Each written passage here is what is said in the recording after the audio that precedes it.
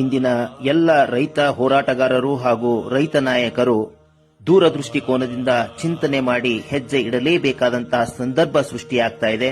ಏಕೆಂದರೆ ಪ್ರತಿ ಗ್ರಾಮಗಳಲ್ಲಿ ಡೀಸೆಲ್ ಕೊರತೆಯಿಂದ ಟ್ರ್ಯಾಕ್ಟರ್ಗಳನ್ನು ಬಳಕೆ ಮಾಡಲು ಸಾಧ್ಯವಿಲ್ಲ. ಅದೇ ರೀತಿ ನಮ್ಮಲ್ಲಿ ಎತ್ತುಗಳೂ ಕೂಡ ಇಲ್ಲ ಎಂಬ ಪರಿಸ್ಥಿತಿ ನಿರ್ಮಾಣವಾಗ್ತಾ ಇದೆ.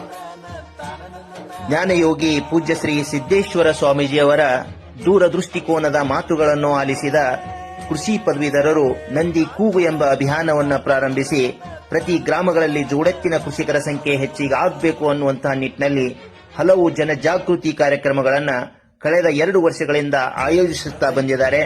ಮುಂದುವರೆದು 108 ಗ್ರಾಮಗಳ ಜೋಡೆತ್ತಿನ ಕೃಷಿಕರ ಸಮಾವೇಶವನ್ನು ಆಯೋಜಿಸಿ ಜೋಡೆತ್ತಿನ ಕೃಷಿಕರ ಶ್ರಮಕ್ಕೆ ತಕ್ಕ ಬೆಲೆ ನೀಡುವ ಕಾನೂನು ಹಾಗೂ ಯೋಜನೆಯನ್ನ ಜಾರಿ ತರಬೇಕು ಅನ್ನುವಂತ ಹಕ್ಕೊತ್ತಾಯದ ಪತ್ರವನ್ನ ರಾಜ್ಯದ ಸನ್ಮಾನ್ಯ ಮುಖ್ಯಮಂತ್ರಿಗಳಿಗೆ ಇದೇ ಫೆಬ್ರವರಿ ತಿಂಗಳಲ್ಲಿ ಕಳುಹಿಸಿಕೊಡಲಾಗಿದೆ. ಆದರೆ ಇಲ್ಲಿಯವರೆಗೆ ಯಾವುದೇ ರೀತಿಯ ಉತ್ತರ ಬಂದಿರುವುದಿಲ್ಲ. ಆದರೆ ಇಂದು ಡೀಸೆಲ್ ಕೊರತೆ ಸೃಷ್ಟಿಯಾಗಿ ಟ್ರ್ಯಾಕ್ಟರ್ಗಳನ್ನು ಬಳಕೆ ಮಾಡಲು ಸಾಧ್ಯವಿಲ್ಲ, ನಮ್ಮಲ್ಲಿ ಎತ್ತುಗಳೂ ಕೂಡ ಇಲ್ಲ ಅನ್ನುವಂತಹ ಪರಿಸ್ಥಿತಿ ಪ್ರತಿ ಗ್ರಾಮಗಳಲ್ಲಿ ನಿರ್ಮಾಣವಾಗ್ತಾ ಇದೆ. ಈ ಒಂದು ಸಂದರ್ಭದಲ್ಲಿ ಆಯಾ ಮತಕ್ಷೇತ್ರದ ಶಾಸಕರು ಹಾಗೂ ಗ್ರಾಮ ಪಂಚಾಯಿತಿ ಸದಸ್ಯರು ಸನ್ಮಾನ್ಯ ಮುಖ್ಯಮಂತ್ರಿಗಳಿಂದ ಉತ್ತರವನ್ನು ಪಡೆದು ತಮ್ಮ ಮತಕ್ಷೇತ್ರದ ರೈತರಿಗೆ ತಿಳಿಸಬೇಕಾಗಿ ವಿನಂತಿ.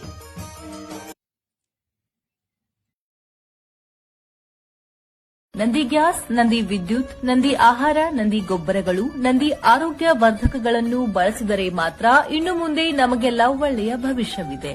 ನಂದಿ ಶಕ್ತಿಯಿಂದ ಸ್ವಾವಲಂಬಿ ಹಾಗೂ ಆರೋಗ್ಯವಂತ ರಾಷ್ಟ್ರ ನಿರ್ಮಿಸಲು ಬಯಸುವ ರಾಜಕೀಯ ನಾಯಕರಿಗೆ ಪಕ್ಷಾತೀತವಾಗಿ ಮತ ನೀಡುವ ಸಂಕಲ್ಪ ಮಾಡಿ ನಂದಿ ಸೈನಿಕರಾಗೋಣ ಬನ್ನಿ.